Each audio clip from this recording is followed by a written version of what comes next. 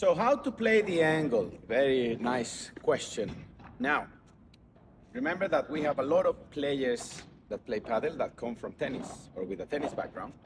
And yes, we are, because I'm also a tennis player, we are used to playing the angle by rolling.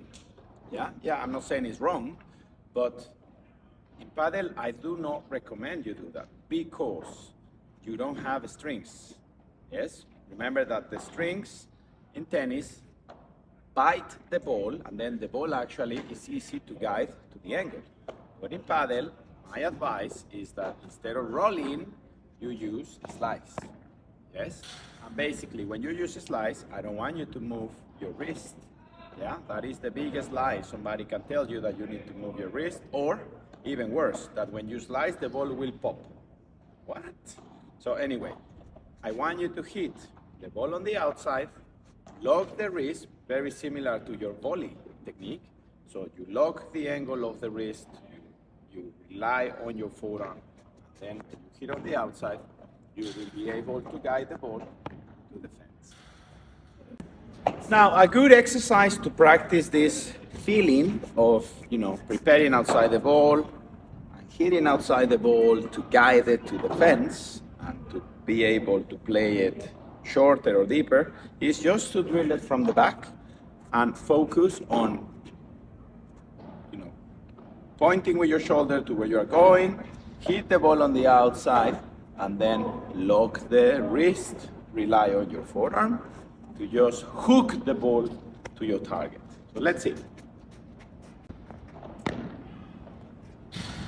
Outside.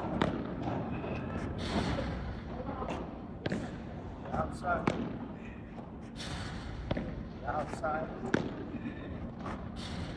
Outside. Okay, now why I'm against you rolling the ball as your way of angling the ball is because, again, you don't have strings, you don't have anything grabbing the ball really. So every time you do this, there is a lot of variation on the motion because the wrist doesn't move the same always. However, if you decrease that variation by locking and just doing a motion as if you are pulling something, as if you are pulling a string in that direction, then the shot will be way more consistent. So look at the difference. If I roll, if I roll, I made it, so let me skip. As soon as I roll a little bit more, it's gonna be shit, so slice. And it will always be a very good roll, yes? Also, you can sometimes fake it and play a lob, for example. You're not gonna go here and then play a lob. So to me, play more slice, play with the racket face open. Also from here, you can accelerate if you want to accelerate, or you can play the angle, or you can play a backspin lob. So work on playing with the racket face a little bit open. It's part of being an advanced player.